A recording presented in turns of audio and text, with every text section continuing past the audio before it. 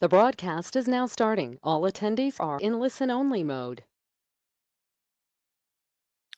Welcome everybody. Good morning, good afternoon, and good evening, depending on where you are calling from or where you just joined this webinar. It is a great pleasure to be here again and share some new information and lessons and some key findings about another interesting topic, I believe so, within the ISC Safety Center Safety Lore. Now, this particular safety lore, as you can see on the slide, is dealing with key lessons or findings from incidents related to inadequate hazard identification. So welcome everybody. My name is Dr. Susanna Gyenes and I am the Deputy to the Director of the ISC Safety Center. And this is a quarterly publication, this safety lore, that you can download from our website. I will show you the links in the end of the presentation, and you will find also the podcast MP3 format if you want to listen to the podcast and you don't like reading, or you have more time when you are just listening, either driving the car and so on. And I highly encourage you to, if you want to, then share the information with your colleagues and other people that you might think they might be interested. There is also the Spanish version of the PDF document on our website. Now, this is a particular topic that I think that it's quite an interest, and it's been since many years, and this is such an unfortunate case that still major incidents occurring as a result, not direct result, but maybe direct, maybe indirect route, or however we want to call them, underlying causes, due to the fact that the company, for some reason, missed the opportunity to identify all the hazards related to the particular unit or altogether about the site. And I will talk about that in a moment. Now, it's the hazard identification, as I use this information or definition in the beginning of the safety lore. And if you have seen any other webinars then on the safety lore, then you know that I always define in the beginning what is the subject and what we are talking about, and then try to build the topic around 2 case studies and tell what happened and what are the key findings.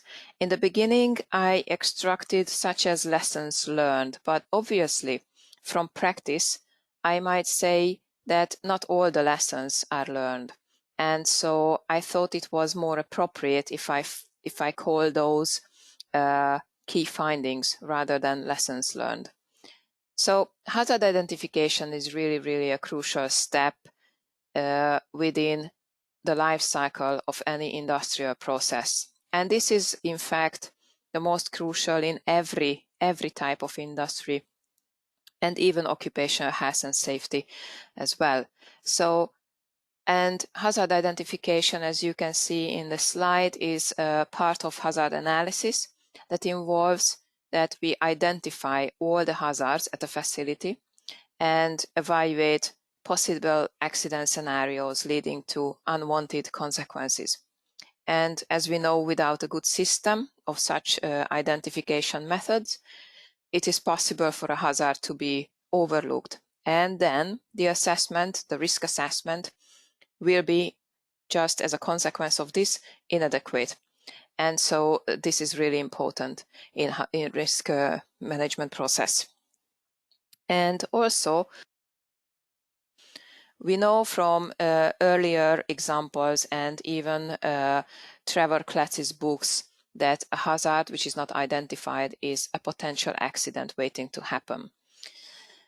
If hazards are identified early in a project, then it will be easier and cheaper to put a suitable risk control measures in place. This is also related to the hierarchy of control. This is also related to inherently safer principles and so on.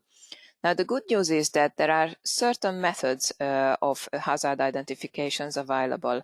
And I also have the fortune to, and I'm very glad that I can run a course for iChemie on hazard identification techniques, where I discuss all of these methods. There are many traditional methods. There are methods that are applied to processes. There are methods that are applied for components. But the most interesting development for me personally is that I learned about system-based theory and system-based hazard identification. And that is related to the work of Professor Nancy Leveson from the MIT, who actually developed many years ago, but then it is applied overall for aviation. NASA took it, railway, and even Google, the stamp method, and then within the stamp method there are two different techniques. One is the STPA, that is specifically a system-based hazard identification method, and the CAST, which is a system-based accident analysis method. And I'm telling you this because I've been dealing with system-based thinking due to the fact that creeping changes is one of those, and management of changes related to systems. And I prefer look at the plant as a whole system, and then go into the details, and then the interactions between components, units, however you name them. And coming back, however, to the traditional hazard identification methods, some new development is also on the way. The ISC recently published a document on virtual HAZOPs. Not in favor of doing that. It's just the fact that we collected information about the practice behind virtual HAZOPs. And we are going to publish a Delta HAZOP guidance document very soon, which is quite similar to the Energy Institute's creeping change hazard identification technique, but it is a HAZOP. So that whenever you run your HAZOP every 5 years, then you have to decide whether you want to do a HAZOP again, or you just, not just, but you do instead a Delta HAZOP, so that focusing and zooming into the changes, what happened since the last HAZOP. So that was what I wanted to share with you beforehand I go into this particular presentation. Now, let's now come to the exciting part of this webinar. The first case occurred in an oil refinery. As you know me, I never name which accident I'm talking about, but it will be revealed anyway later on. It's quite obvious, but regardless, I find it really important to share the learning points and the findings rather than naming who and what company suffered that particular incident. Now, this particular one occurred in 2012, and an oil refinery experienced a catastrophic pipe rupture in the crude distillation unit. And that was resulted in the release of flammable hydrocarbon process fluid, which partially vaporized into a large vapor cloud.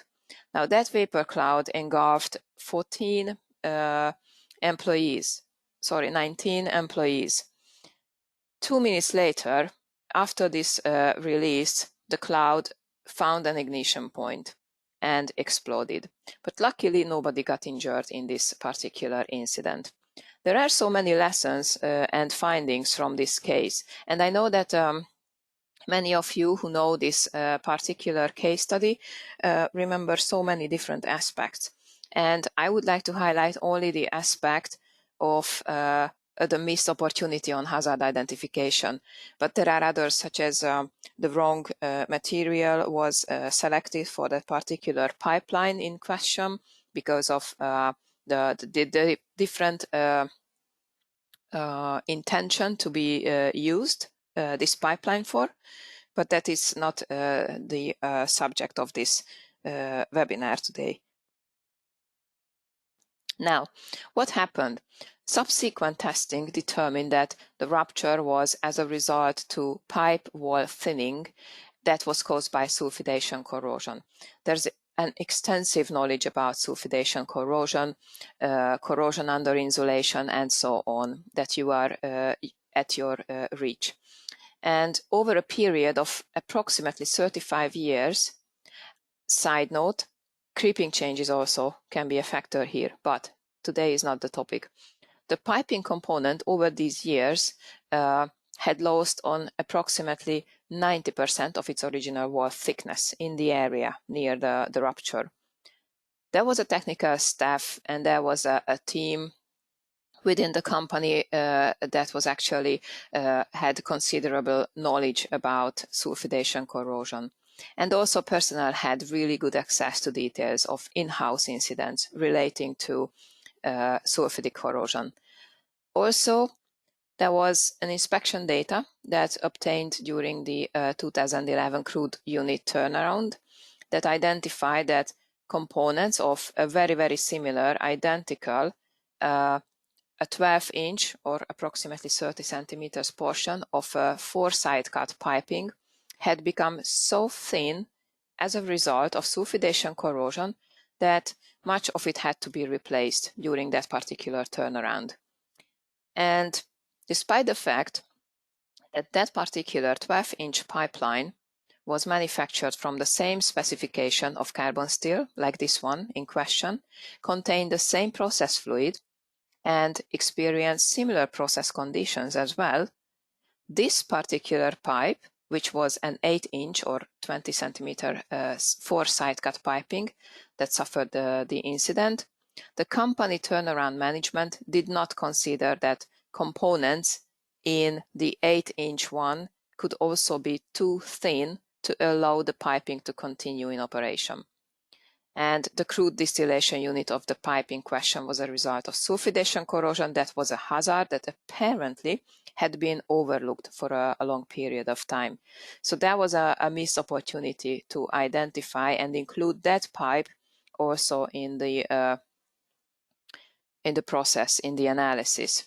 Also, we remember Longford, that was a prime example again of missed opportunity of hazard identification. And please feel free to share any other incidents that you have in mind or come into your mind that are as a result of inadequate or incomplete hazard identification or analysis.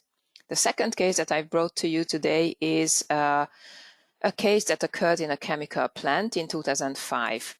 There was an explosion, and what happened there?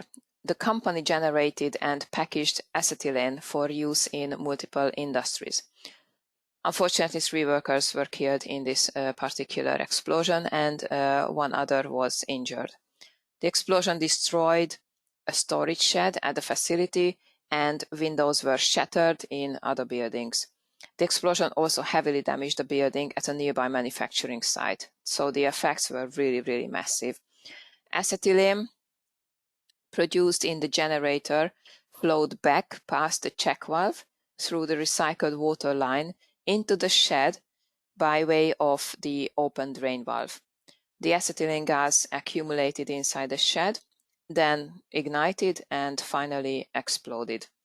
Now, what we can see as key findings from this particular case is that the check valve did not prevent backflow as it should have done, and the check valve design was susceptible to failure according to the investigation. There were no other safeguards available other than this particular check valve to prevent the backflow.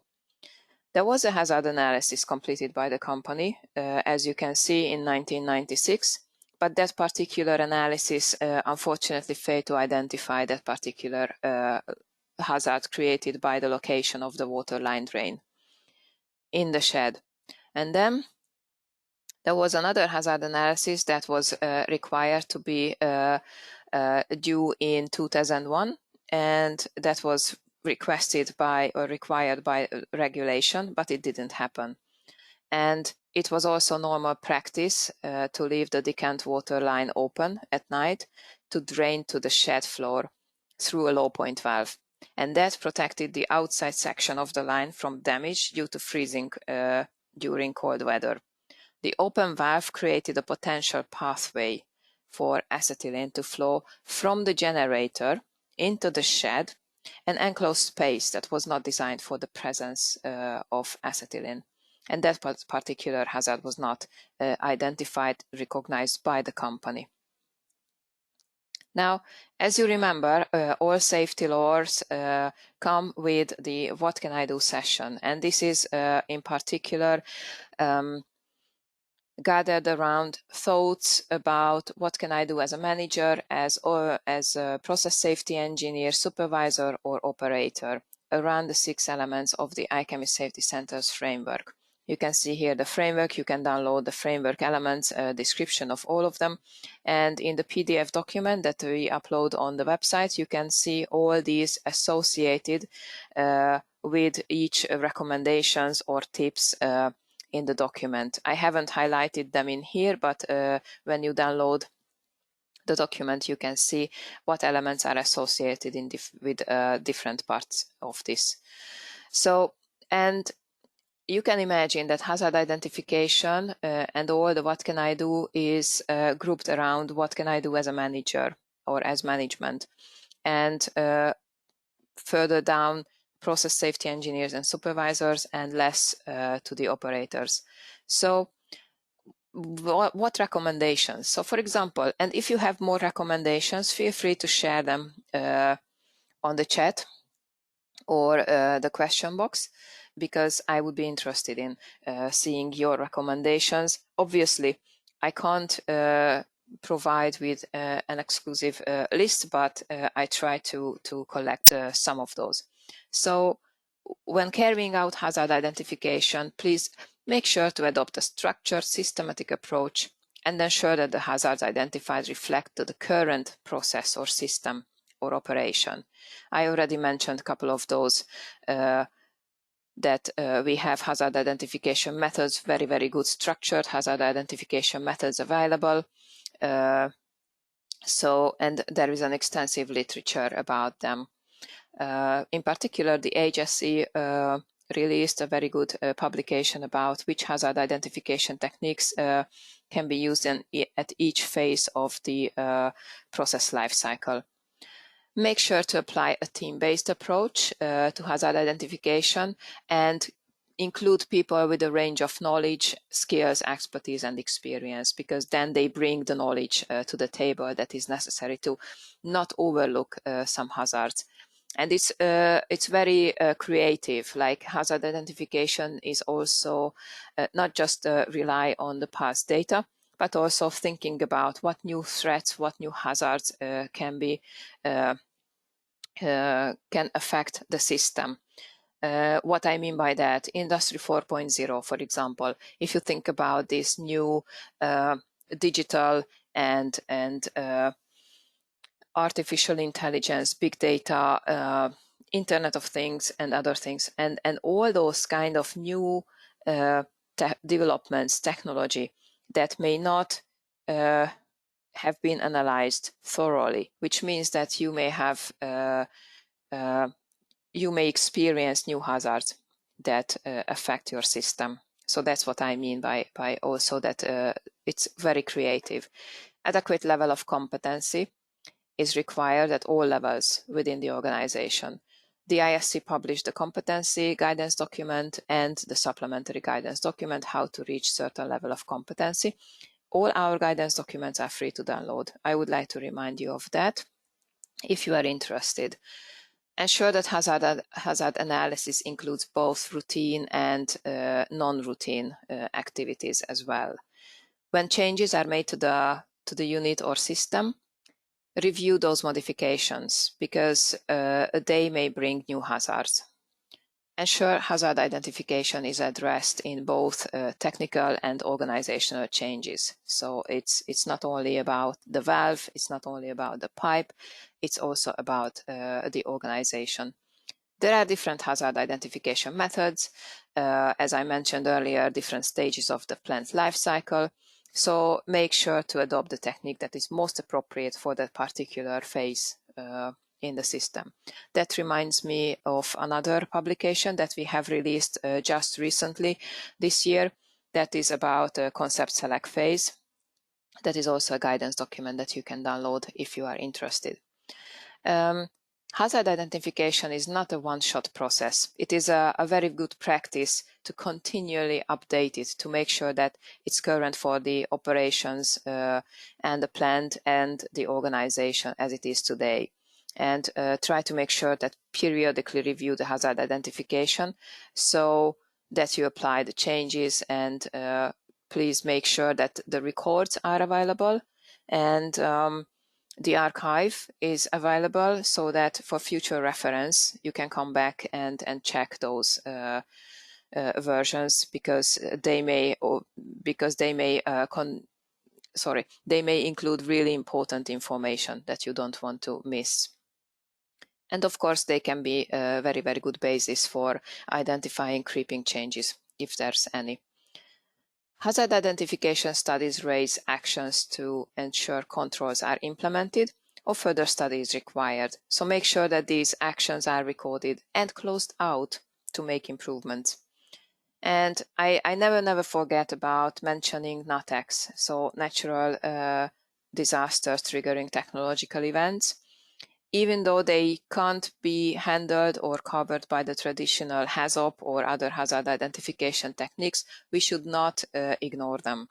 So external hazards like these natural hazards actually can impact industrial facilities. We can see this with the extreme weather changes and changing climate. So make sure to consider such events in the hazard identification. And in general, I would like to highlight and stress that I always stress in every forum it is possible that we shouldn't forget about the dynamics. So the environment is changing around, climate is changing, people are changing, technology is changing, we are in a continuous development, and so we have to adapt to the new situation, and we have to apply those changes. So that we shouldn't forget about this dynamic change. Nothing is rigid and nothing is linear. I mean, when you think about all the bow ties or the Swiss cheese model, you can see nowadays the dynamic ones, so that they move around, and it's really interesting to see how these methods actually are developing within these years. Now, as a process engineer and supervisor, you also may face some challenges in terms of hazard identification. So ensure that you are trained on these techniques related to the job function you are involved in. So you become familiar with the hazard identification techniques if you are, for example, involved in any of these analysis. When during the hazard identification brainstorming, that you can identify, so please try and identify as many hazards as possible. When facilitating such workshop, a template containing guide words is often used, and they are business specific. And for example, an offshore facility, there would be guide words concerning shipping and transportation, not relevant for an onshore facility. A batch chemical plant might have guide words on typical reaction hazards. Make sure to use the guide words that are most appropriate to the business. I actually go into the details of these in the hazard identification techniques course. When a change is made to the facility and the hazard identification needs to be redone, ensure that the hazard register is updated to include any new hazards, or remove hazards that are no longer relevant because the unit is not there anymore, or because there was a substitute of that particular substance, there was a significant change, and so the hazard is not there anymore. So that's why it's not only including more hazards, but also removing those that are not relevant anymore. Please be aware not to oversimplify things. So not exclude hazards which may still occur. We have seen that in the accident that occurred in the UK in 2011, and so it's really difficult, I understand, to not to overlook and to include all of the hazards which are relevant. So, and it's important to highlight also not blaming. Just try to be better at this hazard identification. And as an operator, make sure that you are aware of the hazards surrounding and understand them with your job and the equipment that you use. We have seen many examples of workers died in explosion as a result of welding activity, for example, in tanks, and because they were not aware of the hazards surrounding, so that there was a flammable atmosphere or explosive atmosphere, they were not informed about that atmosphere, they were not informed about the unit, so they didn't know what unit they were working on, either on a pipeline or tanks or any other types of equipment. And so therefore it's important to inform them correctly. And so make sure that you receive training in all hazards identified with the unit that you work on. That is awareness, that is knowledge. So, and then they know, the operators know what is that they face with. And it also applies to contract workers, obviously, because they don't work in the facility on a regular basis, yet they need to have the understanding and the knowledge about the process that they are working on. And I know I already mentioned a couple of these publications already, but I would like to highlight all of them that we have available on our website. So the competency documents, assurance, we have just published the lead process safety metrics on permit to work systems, and to identify additional lead metrics, what would define what a good permit to work system looks like. And we are going to publish the alarm rationalization guidance document really soon. Here you can see the concept select phase, the virtual HAZOP. Soon, the data HAZOP guidance document will be published, as mentioned earlier. The lessons learned is always the safety lore. And feel free to watch again the webinar or share the link with your colleagues. I will always post it on LinkedIn and our website. It will be posted as well. And of course, we have a very exciting education tool now, which is the undergraduate work placement scheme. So what undergraduates have to know about process safety and how they are supported by the industry and companies when they go to their first workplace, and they collaborate with each other so that they get a more understanding and the competency that is required to do the job correctly. And that is something like a light version of the competency guidance document. And hopefully it will be successful. If you want to try it within your workplace, please feel free to do so. I think it's a very exciting new opportunity. And as always, here are the links to the current safety lore, English, Spanish language, PDF format, and also the podcast in MP3 format. And of course, the webinar will be shared on the website. Please feel free to contact me in any of these forums. And now I am happy to see if you have any questions. And thank you for your kind interest. If there is any question, then please just let me know. Or if you want, you can send me your questions by email. I'm really happy to answer if I can. If not, then I can look it up. I know GoToWebinar is not a very common forum platform nowadays, but it's quite rigid. But I can't see any questions so far.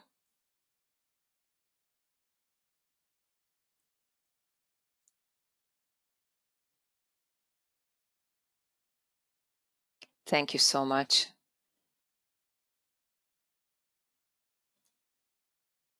I give you some time because last time somebody wanted to ask me a question and I closed the webinar. Apologies for that. Sometimes it happens. So I would like to give you the opportunity. Maybe this information are not new, but maybe it's just a reminder that, hey, this is what we can check, or this is what we wish to to pay more attention to. Okay. Now, thank you again for your kind interest and participation. And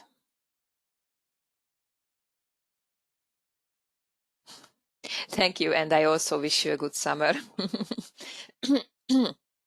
All right. Thank you, and goodbye, everybody.